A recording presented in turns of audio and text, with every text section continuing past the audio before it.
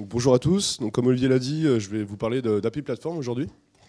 Alors déjà pour commencer, API Platform, la description qui est donnée dans la documentation et partout ailleurs, c'est le framework PHP ultime pour construire des API web. Alors c'est un peu pompeux, mais bon, pourquoi pas. Alors déjà pour commencer, je voulais juste vous prévenir, je suis loin d'être un utilisateur extrêmement averti d'API Platform. J'ai utilisé pour un side project, donc on en reparlera un peu après. Mais grosso modo, je suis loin d'être un vrai expert API Platform. Donc maintenant c'est dit, je peux continuer. Alors ce que j'aime bien quand j'utilise un projet open source, c'est aller faire un petit tour sur le GitHub. Donc là en l'occurrence, on voit l'organisation API Platform, donc on peut voir pas mal de choses. Pour commencer, la description. Donc comme c'est indiqué, encore une fois, c'est un outil pour créer des API. Ça supporte JSON-LD, Hydra, etc. Bon, ok, c'est plutôt cool. Moi qui n'y connais absolument rien en API, ça m'arrange. Les langages utilisés, donc on voit qu'il y a principalement du PHP évidemment, et on voit également qu'il y a du Web Ontology Language. Clairement on va pas s'y intéresser parce que ça a l'air super chiant, mais API Platform le gère donc c'est cool. Donc dans les repos ensuite on a le core, donc évidemment comme le nom l'indique c'est ce qui va contenir toutes les classes qui vont permettre d'articuler une API derrière. On a également le schéma generator, on n'en parlera pas du tout aujourd'hui vu que je ne l'ai pas utilisé. Donc c'est ce repo là en fait qui va utiliser le Web Ontology Language pour générer des entités, enfin des classes, super classes. Bon. On a également le repo qui s'appelle API Platform, qui lui va utiliser évidemment le repo core pour derrière vous permettre de faire une API très facilement. C'est également dans ce repo là qu'il y a le bundle Symfony. Donc comme on va le voir après, j'ai utilisé Symfony avec API Platform. Ensuite, on peut regarder aussi les gens qui s'occupent d'API Platform. En l'occurrence, ils sont au nombre de 5. Donc le principal leader d'API Platform, c'est Kevin Danglas. Donc vous l'avez peut-être déjà vu faire des conférences là-dessus. Ce mec est génial, c'est trop cool. Et ce qu'il fait est vraiment génial. Maintenant, passons un peu à la documentation. Donc on va voir rapidement ce que c'est API Platform. Donc là, c'est vraiment le tout début de la documentation. Le but, évidemment, c'est de créer une API très rapidement. Donc ils mettent en 5 minutes. On verra après. Ça supporte énormément de choses, donc il y a tout ce qui est, donc comme je l'ai dit, Hydra, JSON-LD, etc. Il y a également plein d'interactions avec des libs existantes, comme JWT, comme quoi d'autre, enfin normalement il y a 8OS, enfin il y en a plein, donc c'est plutôt cool, ils réutilisent tout l'écosystème déjà existant en Symfony. Passons à l'installation. Donc l'installation, il y a deux manières de faire. La première, c'est en utilisant Docker, et la seconde, c'est tout simplement en utilisant Composer et en faisant un create project. Alors là, j'ai un peu raccourci, parce qu'il y a plein d'autres, enfin il n'y a pas d'autres étapes, mais il y a plein d'informations dans la documentation. Mais grosso modo, une fois une de ces deux commandes lancées, on a déjà accès à l'interface. Donc c'est vraiment cool. Donc là, on a la doc qui est générée pour une ressource absolument débile qui s'appelle foo. Mais au moins, on a un truc qui fonctionne direct, donc c'est plutôt cool. Ensuite, quand on veut l'utiliser, forcément, il va falloir créer notre modèle. Donc là, je ne sais pas si on voit très bien sur les slides, mais grosso modo, c'est une entité PHP classique avec les annotations doctrines qui vont bien, etc. Et une fois qu'on a créé notre modèle, on a juste une commande à lancer, et c'est bon, la ressource est générée, et on a un point d'entrée API Platform qui nous permet d'interagir avec notre entité. Donc c'est vraiment très rapide à utiliser, c'est plutôt cool. Alors comme je l'ai dit, il y a plein d'autres features, donc c'est encore listé un peu plus là dans la doc, ça permet de se brancher avec plein de bundles existants pour ajouter des fonctionnalités, donc c'est vraiment sympa. Bref, assez de documentation. Donc j'avais des slides pour me présenter, mais du coup Olivier l'a extrêmement bien fait, donc je vais passer rapidement. Juste, si vous voulez me suivre, voilà, il y a mon Twitter, il y a tout, enfin bref. Et je vais quand même vous parler de moi, parce que j'aime bien déjà. Et je vais, histoire d'introduire le reste de la conférence, je vais vous expliquer un peu ce que j'aime et ce que j'aime pas. J'ai rajouté une autre échelle, c'est le temps, en fonction de ce que j'ai utilisé ou pas, enfin bref. Je vais vous donner un exemple très simple, la bière. Ah super, on ne voit pas l'image. C'est une bière. Bref, la bière, ça fait longtemps que j'en bois et j'adore ça. Voilà, c'est génial. Même si ce matin, je pense que je l'aurais peut-être mis un peu plus bas. Mais bon. Quoi d'autre? Le PHP, pareil, ça commence à faire un petit bout de temps que j'en fais. Je trouve ça génial, ce langage est trop cool, c'est cool quoi. Symfony, pareil, ça fait pas mal de temps que j'en fais. Rien à dire. La FUP, la FUP c'est génial. D'ailleurs, merci à eux de m'avoir invité, de m'avoir accepté aujourd'hui. C'est super sympa. Elasticsearch. Voilà. Donc là, on va commencer un peu à parler de ce qui va arriver ensuite. J'adore Elasticsearch. C'est vraiment trop cool, ça permet de faire plein de choses, c'est génial, c'est trop cool. J'aime pas la magie par contre. Il y a plein de libs, etc. où c'est un peu magique, on sait pas trop ce qui se passe. Ça, j'aime pas trop. J'aime pas trop Doctrine non plus. Voilà, fallait que je le dise. Je parle bien de doctrine ORM, j'ai absolument rien contre doctrine Debal qui est vraiment super cool et qui permet de faire des choses vraiment sympas. Par contre l'ORM, j'ai vraiment du mal avec, je l'utilise vraiment jamais. J'aime pas trop les annotations non plus. C'est con parce que dans les 2 pages de doc que je vous ai montrées, il y a les annotations partout. Et j'aime pas trop. Et depuis peu aussi, je me suis découvert une petite passion pour les UID. En gros, les ID autant incrémentés, plus j'en utilise et plus ça me saoule. Donc en fait, j'en utilise de moins en moins. Donc j'essaye de plus en plus d'utiliser des UID, etc. Bon, on va le voir par la suite. Parlons du projet pour lequel j'ai utilisé API Platform. Donc comme j'ai dit, c'est un side project. Le but, c'était en fait de faire un petit POC pour un projet en SaaS, donc avec un autre pote. On voulait juste avoir une interface qui soit vraiment un peu sexy, un peu dynamique, en gros comme ce qui se fait aujourd'hui avec des frameworks JS modernes, on va dire. C'est pour ça qu'on a décidé d'utiliser API Platform et un framework JS random. Je ne mets pas le nom volontairement pour éviter tout troll. Voilà. Grosso modo, juste ce qu'il faut savoir sur le projet, c'est que comme c'est un projet en SaaS, forcément, il faut derrière être capable de gérer différents clients. Et ce qu'on va voir aujourd'hui, c'est que chaque client doit être en mesure d'uploader en fait, des documents sur la plateforme. Voilà, c'est tout ce qu'il y a à savoir sur le projet. Voilà comment s'organise le projet. Donc, il y a 3 dossiers principaux. Le premier, c'est les différentes applications. Donc, on peut voir que là, en l'occurrence, j'en ai mis 3. Il y a le front, l'API et la documentation. Donc, l'API, comme vous en doutez, c'est au final le projet API Platform. Et le front, c'est le petit framework JS qui va bien. On a également des composants. Là, j'aurais même pu le virer parce qu'au final, là, il manque des applications. Donc, mes composants ne servent à rien. C'est cool. Donc, on ne les verra pas, on s'en fout. Et le business. Donc, le business... Alors pareil, là j'aurais dû le mettre dans le truc. C'est un truc que j'aime pas trop non plus, c'est mettre tout mon code dans le framework. Parce que mon code business, c'est mon code à moi. Il n'y a que moi qui sais comment fonctionne le business. Le framework ne me sert à rien pour faire du business. Donc c'est pour ça que j'aime bien le mettre à part. Donc on va regarder le business tout de suite. C'est super simple, il n'y a vraiment pas grand chose. J'ai un dossier avec des entités, qu'on va voir tout de suite. Et évidemment un storage, des serializers, etc. Donc on va voir ça au fur et à mesure. Donc l'entité, comme je l'ai dit, le client doit être en mesure d'uploader des documents. Donc comme vous en doutez, là j'ai une entité document qui est vraiment extrêmement simple. Il y a juste, j'ai mis 3 propriétés histoire de dire. Donc on peut retrouver l'UID, un UID pour le client vu que le document appartient à un client, et une propriété bucket histoire de dire qu'il y a autre chose qu'un UID, quoi. Les méthodes, il y a juste 3 getters pour récupérer ces infos et un setter pour modifier le bucket vu que c'est la seule chose qui peut être modifiée dans un document. Donc je reviens sur mon business, on a vu les entités, maintenant on va voir le storage. Donc comme vous en doutez, le storage, c'est ce qui va me permettre de récupérer, enfin de manipuler mes entités. Donc là, en l'occurrence, comme vous pouvez le voir, j'utilise Elasticsearch. C'est pour ça que j'en ai parlé juste avant. Donc j'utilise Elasticsearch. Il y a un autre truc un peu custom, on va dire. Je me suis amusé à faire des normalizers pour manipuler, enfin pour transformer mon entité en document Elasticsearch. Donc je ne vais pas rentrer dans le détail, on s'en fout un petit peu, on va les revoir plus tard, mais grosso modo, le but, c'est juste de prendre du JSON, de l'envoyer au normalizer, qui va nous renvoyer, enfin au dénormalizer, pardon, qui va nous renvoyer un objet, et vice-versa avec le normalizer. Bon. Les méthodes, extrêmement simples. J'ai une méthode pour créer un document. En l'occurrence, je crée un nouveau Elastica document que j'envoie à Elasticsearch. C'est extrêmement simple. On a, donc toujours avec un UID, on a la méthode update, qui est exactement la même, enfin un peu de choses près. La méthode qui nous permet de retrouver un document, donc encore une fois c'est du Elasticsearch basique, on va juste utiliser l'UID pour retrouver le bon document. Voilà, en gros c'est un storage qui est vraiment très simple. Je vous ai montré juste 3 méthodes, mais grosso modo il n'y a vraiment rien de spécial, c'est vraiment très très simple. Donc maintenant qu'on a vu le storage, voyons les serializers. J'ai décidé totalement arbitrairement que la manière de serialiser des objets, enfin en l'occurrence mon document, faisait partie de mon business. Donc je ne voulais pas le mettre dans le framework. Je me suis dit, quelle que soit l'application qui va exposer ces documents, dans tous les cas, la manière de l'exposer, ça fait partie de mon business. C'est pour ça que j'ai décidé de le mettre là-dedans. Donc à quoi ressemble mon normalizer ? Au final, c'est extrêmement simple. Là, en gros, je vais normaliser un document, je vais juste en fait renvoyer son UID et son bucket. Je ne veux pas, par exemple, afficher le client UID.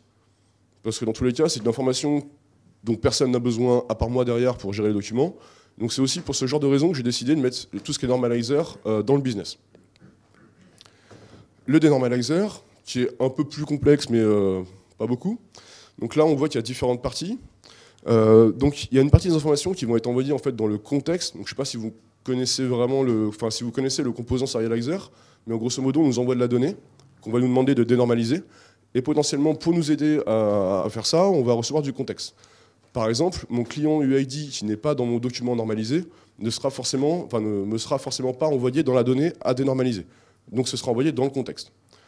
Donc je récupère les informations qui m'intéressent dans le contexte, je vérifie que j'ai bien toutes les informations dont j'ai besoin dans la data, et je renvoie un nouveau document à partir du tableau qu'on m'a envoyé. Donc c'est vraiment, encore une fois, plutôt simple. Donc voilà, donc là on a vu tout le business. Ah merde, il manque une image. Tant pis. Ah bah voilà. Regarde. Revenons à API Platform, parce que c'est quand même le but du talk. Donc ça, c'est la page d'accueil de la documentation. Donc il y a plein de petits ronds partout, c'est génial, c'est cool. On va regarder en premier, allez, celui-ci. Donc API Platform permet donc en gros, on peut brancher pas mal de bundles externes avec API Platform, notamment celui, JWT Authentication Bundle, lexique, qui va nous permettre donc d'avoir une notification via JSON Web Token. Donc pour faire ça, c'est simple, il suffit de suivre la doc. C'est absolument génial, il y a juste 2 étapes. Il faut regarder la doc, qui va nous renvoyer vers une autre doc pour installer le bundle. Et une fois que c'est fait, ça y est, c'est quasiment terminé. La seule chose qu'il nous reste à faire, c'est créer un user provider, donc qui va ressembler à ça.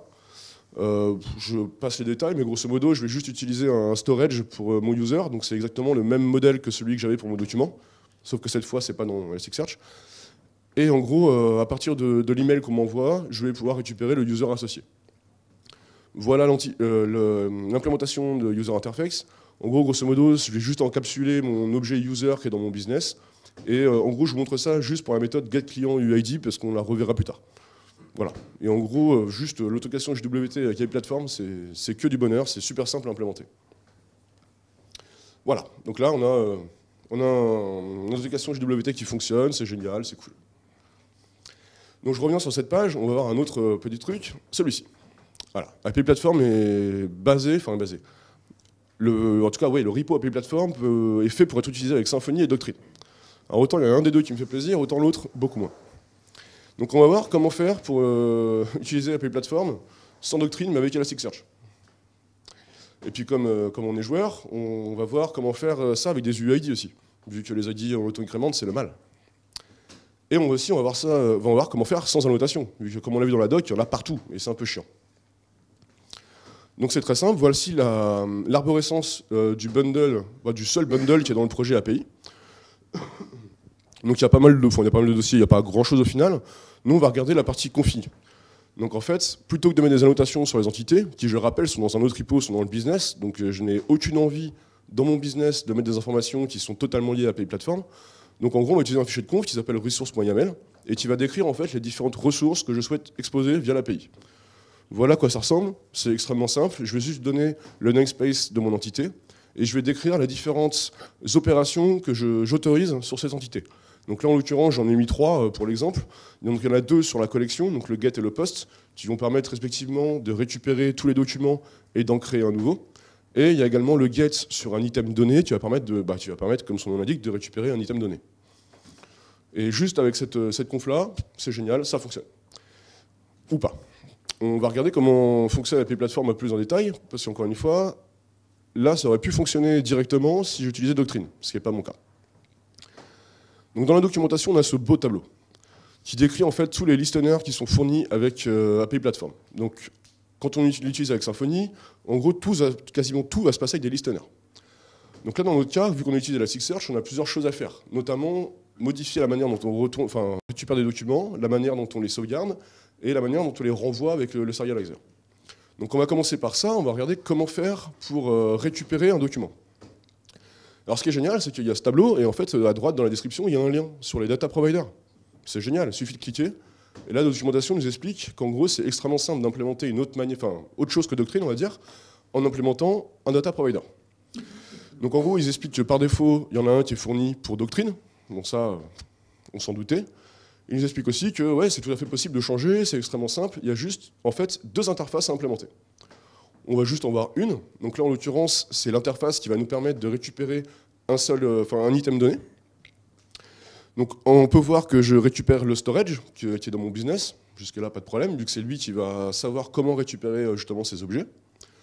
Et je récupère également le token interface. On va voir pourquoi. Voilà l'implémentation. Ouais, ça prend même pas 20 lignes. Donc première chose, je vérifie qu'on me demande bien de récupérer un document. Forcément, si on me demande de récupérer autre chose, sachant que le but de cette classe c'est de récupérer un document, je ne sais pas faire. Ensuite, on va transformer l'ID qu'on nous a envoyé en UUID. Alors ce qui est bien, c'est que l'ID, par défaut, c'est récupéré dans l'URL, etc. Donc c'est juste une chaîne. Il suffit d'utiliser la petite lib UID de Ramsey qui marche extrêmement bien. Et hop, on se retrouve avec un objet UID. Une fois que c'est fait, je vais pouvoir appeler mon storage, lui donner cette UID et lui demander retourne-moi le document qui correspond. Si jamais je l'ai trouvé, c'est cool. Si jamais je ne l'ai pas trouvé, on retourne nul et c'est terminé. Et derrière, on utilise le token interface pour vérifier que le document qui a été demandé appartient bien au bon client. Par exemple, si j'ai un utilisateur d'un client A qui me demande un document d'un client B, évidemment, je ne veux pas lui retourner. Et si quelqu'un essaie de faire ça, on retourne nul et basta. Évidemment, il faut déclarer ce service dans Symfony. Donc voilà, il n'y a absolument rien à faire, il suffit de mettre le bon tag et basta. Donc revenons aux événements, au listener. On a vu comment faire pour récupérer un item. Maintenant, on va voir comment faire pour enregistrer des modifications. Donc encore une fois, ah non, pas cette fois. Cette fois, il n'y a pas de lien, c'est dommage. Du coup, elle est où la doc? C'est con. Bon, en fait, il n'y a pas grand-chose à faire. Il suffit juste en fait, d'implémenter un listener sur le même modèle que celui qui est fourni par défaut pour Doctrine. Donc au final, c'est extrêmement simple. Encore une fois, je récupère mon storage. Donc c'est un subscriber qui s'inscrit sur l'événement qui correspond au pre-write, etc. Donc c'est exactement, en fait, il se branche au même endroit que le listener Doctrine par défaut. Et derrière l'implémentation, voilà, tout est là, il n'y a pas grand-chose. En fonction de la méthode, je vais pouvoir déterminer quelle est l'action à faire sur mon objet, et je vais pouvoir appeler mon storage pour lui dire, voilà, crée-moi un nouvel élément, modifie-en un ou supprime-en un. Donc ok, c'est pas dans la doc, mais au final, c'est nickel, quoi. Et dernière chose, donc là on a vu comment faire pour récupérer un objet, comment faire pour le sauvegarder. Maintenant il va falloir l'exposer à l'utilisateur. C'est bien beau l'avoir récupéré, mais maintenant il faut pouvoir le retourner. Et comme on l'a vu, toute la partie normalisation se situe dans mon business. Donc encore une fois, c'est bien, il suffit de suivre la doc. Franchement, la doc, nickel, quoi. Et donc il nous explique comment écrire un normalizer custom. Donc c'est pas très compliqué, il suffit d'implémenter encore une fois une ou deux interfaces et c'est bon. Voilà à quoi ça ressemble. Donc là, c'est le début de ma classe. Je récupère mes normalizers qui sont dans mon business, donc ceux qu'on a vus juste avant. Je récupère encore une fois le token storage, vu que je vais en avoir besoin pour revérifier les droits. L'implémentation de la normalisation, c'est extrêmement simple. C'est juste, ouais, c'est cool, on me file un objet, voilà, mon normalizer sait tout faire, donc au final, il suffit que je l'appelle et basta. Il n'y a absolument rien à faire. La dénormalisation, par contre, il y a un peu plus de code, mais encore une fois, pas grand-chose. Donc la première chose, c'est de vérifier... Enfin, en fait, il y a plusieurs cas de figure. Là, en l'occurrence, on vérifie si dans le contexte, on a un object to populate. Dans le cas, par exemple, d'une mise à jour ou autre, à partir du moment où on fait genre un put sur un objet ou quelque chose de ce genre-là, en fait, API Platform va directement récupérer l'objet. Donc au final, là, je l'ai déjà dans mon contexte, je n'ai pas besoin de demander à mon storage d'aller le chercher. Donc dans ce cas-là, c'est nickel, je retourne mon document. Dans le cas où je ne l'ai pas, il suffit encore une fois de récupérer l'UID qui va bien et d'appeler mon storage pour récupérer la ressource. Comme d'habitude, il faut le déclarer en tant que service. Bon, voilà, 3 lignes de code, c'est rapide, avec le tag qui va bien. Et bien sûr, il est possible d'avoir plusieurs normalizers. Là, encore une fois, dans les exemples, il y a juste une seule ressource qui est le document, mais on peut en avoir autant qu'on veut, et à partir du moment où on en a plein, on peut très bien rajouter autant de normalizers qu'on veut, il n'y a pas de souci. Bon, voilà, c'était un peu laborieux. Au final, on a quand même fait pas mal de code. Quelques classes, quoi. Donc on a créé un item data provider, on a créé un collection data provider. Donc là, on ne l'a pas vu, mais grosso modo, c'est le data provider qui va nous permettre de récupérer une collection d'objets. On a créé également un subscriber de manière à persister notre entité. Et on a créé aussi un normalizer custom qui, au final, va juste servir de passe-plat vers les normalizers du business. Bon, c'était un peu long. En plus, dans la doc, ils nous disent 5 minutes. Ouais, c'était un peu plus de 5 minutes, quand même. Bref, API Platform. J'aime bien celle-là, ça doit faire 3 fois qu'il passe celui-là. Qui nous disent que c'est le framework ultime pour faire des API en PHP. Ok. Je me suis amusé à faire un peu les avantages et inconvénients d'API Platform. Donc les avantages, déjà, c'est qu'il y a le support d'Hydra, de JSON-LD, de JWT. Enfin, grosso modo, l'avantage, c'est l'écosystème, en fait. Moi, personnellement, les API, c'est pas mon domaine de prédilection. Clairement, je ne saurais pas implémenter, enfin, je ne saurais pas. Je perdrais énormément de temps à implémenter de l'Hydra, du JSON-LD, etc. Là, ce qui est bien, c'est qu'on a une solution directe qui nous fournit tout ça. Donc, c'est plutôt cool. Doctrine. Je ne me suis pas résolu à le mettre dans les inconvénients, parce qu'au final, pour les personnes qui veulent faire une petite API très rapidement, bah, avec Doctrine, c'est extrêmement simple, en fait. Donc, je l'ai mis au milieu. Bon. La documentation, pareil, j'ai hésité à la mettre au milieu. Elle est extrêmement complète. Il y a plein d'informations dans la doc, c'est vraiment cool. Par contre, c'est fouillis. Il y a moyen de perdre quand même un peu de temps en fouillant la doc pour trouver la documentation qui nous intéresse, en fait. Et les inconvénients, j'étais bien embêté parce qu'au final, j'ai fait ce slide là, j'étais arrivé là et je fais merde, qu'est-ce que je mets dans les inconvénients? Et au final, j'en trouve pas vraiment. Donc j'ai un peu triché, j'en ai mis un peu pourri. Ce qui me manque, enfin ce que j'aimerais bien avoir, en tout cas personnellement, c'est un exemple complet de projet utilisant API Platform basé sur autre chose que Doctrine. Parce qu'aujourd'hui, toute la doc, tout est orienté, enfin tout est vraiment très orienté Doctrine, même si dans la documentation on nous explique comment faire pour s'en passer. Au final, voilà, j'aimerais bien avoir un exemple complet. Il y a pas mal de choses aussi qu'on n'a pas vraiment vues avec API Platform, que je n'ai même d'ailleurs pas vu personnellement. Par exemple, les extensions qui vont permettre de filtrer, en fait, par exemple, la gestion des droits, c'est un bien grand mot, que j'ai montré juste avant. Quand on vérifie qu'un document appartient bien à un bon client, c'est possible de le faire via les extensions. Bon, je n'avais même pas vu cette partie de la doc quand j'ai commencé le projet, donc je ne les ai pas utilisées. Les relations, en l'occurrence, comme j'utilise de la Elasticsearch derrière, j'ai absolument aucune relation avec mes objets. Genre mon document, là il n'y avait que 3 propriétés, mais au final il est assez balèze. Mais tout est stocké à plat dans Elasticsearch, donc je n'ai aucune relation entre les objets. Normalement c'est géré par API Platform, mais en l'occurrence j'en ai pas eu besoin, donc bon. Pareil, même chose pour les filters. Par défaut, en fait, API Platform fournit un système de filtres qui vont permettre de récupérer une collection d'objets filtrés directement. Et ça, c'est fourni directement par API Platform. Dans mon cas, encore une fois, j'en ai pas eu besoin du tout. Donc, bon. Et puis même si j'en avais besoin, c'est des filtres qui sont prévus pour Doctrine. Donc, voilà. La pagination, pareil, j'en ai pas eu besoin, mais c'est extrêmement simple à gérer, il n'y a pas de souci. Et les performances. Comme j'ai dit, c'est un side project. Aujourd'hui, donc il y a une petite démo qui tourne, mais c'est une démo privée qu'on montre à des clients potentiels, en fait. Donc, s'il y a 10 utilisateurs par mois sur la plateforme, c'est pas mal. Donc au final, les performances, j'en ai absolument aucune idée, mais ça m'a l'air plutôt cool, en tout cas. Bref, tout ça pour dire, API Platform, c'est génial. Utilisez-le, c'est vraiment cool. Merci.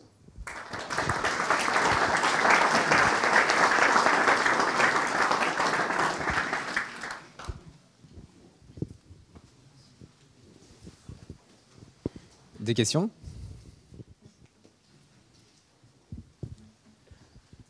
Merci pour cette conf. Moi, j'ai 2 questions. Par contre, c'est pas du tout lié à API Platform.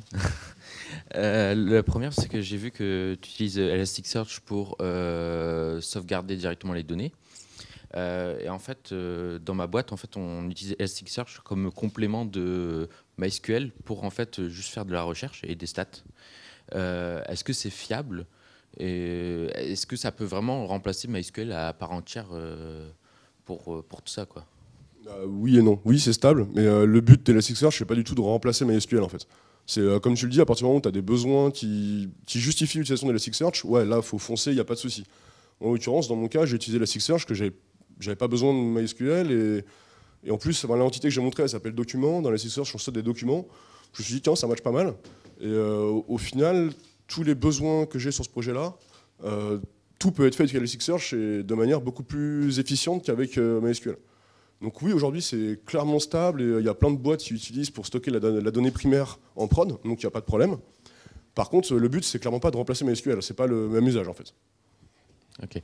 Et ma deuxième question, c'était, tu dis de faire une solution SaaS, parce que moi, en fait, je faisais des solutions SaaS avant. Et pourquoi tu n'es pas parti sur un modèle où, en fait, il y a pour chaque client, tu as une base de données différente ou un index élastique différent pour éviter dans ton code, en fait, de faire la vérification toi-même de chaque client, en fait. Est-ce qu'il y avait un intérêt particulier? Autant pour les index, pourquoi pas. Pour la base de code, admettons, un jour j'ai 100 000 clients, je ne me vois pas avoir 100 000 serveurs avec chacun je sa parlais de la code. base de données MySQL avec les utilisateurs. Mais du coup, ça revient au même, vu qu'en fonction du client qui va appeler ton API, tu vas être obligé de choisir la base de données sur laquelle tu vas taper. Ouais. Là, en l'occurrence, j'ai juste préféré filtrer sur le client UID. Et même si, en gros, derrière, ça ne m'empêchera pas d'avoir plusieurs index Elasticsearch si jamais j'en ai besoin.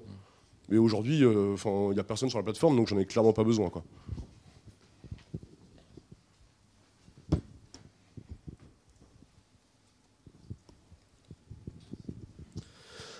J'aimerais savoir ce qu'apporte vraiment API Platform par rapport à Postgres Bundle, par exemple. Parce que pour l'instant, moi, c'est ça que j'utilise pour faire des API. Et pourquoi passer sur API Platform? C'est un peu la question que je redoutais. J'ai jamais utilisé Postgres Bundle. Et pour être honnête, tout ce qui commence par Foss, je suis pas très fan. Voilà. Ouais, non, au final, je l'ai jamais utilisé. Et après, qu'est-ce que je peux répondre à ça? Visiblement, d'après ce que j'ai pu lire, notamment, ouais, non, je préfère pas donner de nom parce que on va dire que je déforme ses propos après. Mais en gros, vu ce que j'ai pu lire, visiblement, Postgres Bundle, c'est un peu vieillissant. Et en gros, API Platform, c'est un peu la solution qui vient d'arriver, qui est géniale et qui fournit du support, Hydra, JSON-LD, machin, qui ne sont pas par défaut dans Postgres Bundle en fait. Postgres Bundle, ça a l'air plus d'être, ouais, tu fais une application, tu as besoin d'une API, donc tu viens coller le bundle dedans. Alors qu'API Platform, l'approche, c'est vraiment l'inverse, c'est tu veux faire une API, tu pars directement avec API Platform en fait. J'ai pas beaucoup d'autres arguments parce qu'au final, comme j'ai dit, j'ai jamais utilisé Postgres Bundle, donc... Merci. Peut-être que je peux aider à répondre, ça serait peut-être le format hypermédia qu'à utiliser, genre ce serait JSON-HAL contre JSON-LD, quoi.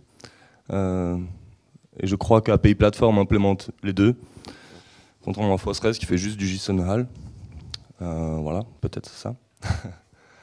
Et sinon, moi j'avais une autre question, justement en parlant de hypermédia, est-ce que tu as exploité justement les capacités de JSON-LD dans cette API? Parce qu'on n'a pas trop vu les résultats, enfin le format de sérialisation derrière. Ouais, c'est vrai. Non, pas du tout. C'est bien, j'ai une API qui est super moderne, qui fait de l'Hydra, du JSON-LD, c'est trop classe, mais je l'utilise pas en fait. Voilà. Enfin, pas encore, en tout cas. Merci.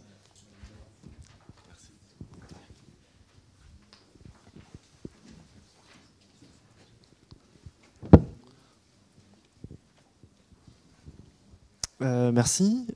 Du coup, tu as maintenant un exemple qui marche sans doctrine. Est-ce que tu penses à faire une PR et à proposer un exemple? Une paire, non, parce qu'au final, on peut tout à fait créer une API sans doctrine avec API Platform. Il n'y a rien à changer dans le framework. Après, ouais, c'est vrai qu'en écrivant, oui, ce serait bien d'avoir un exemple complet, etc. Je me suis dit, ouais, au final, l'exemple complet, je l'ai plus ou moins. Ce serait plutôt pas mal que je le montre, en fait. Ouais, faudrait que je le fasse, ouais. Une paire sur la doc. Ouais, bien sûr, ouais. Il faudrait juste que je me motive à faire un petit repo d'exemple avec de l'API Platform, de l'Elasticsearch derrière et juste les 3-4 classes qui vont bien, juste pour la démo. Et... ouais, faut que je le fasse. Ouais.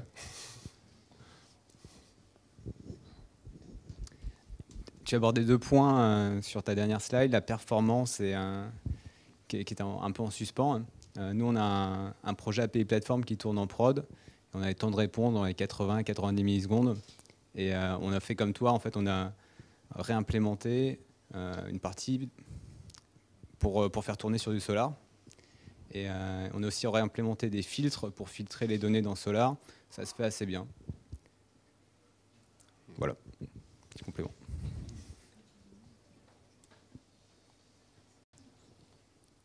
Moi, j'ai fait aussi une petite expérience et c'était Neo4j qu'on a intégré avec API Platform et pareil, ça marche plutôt correctement. Voilà. Tout le monde utilise API Platform, c'est génial.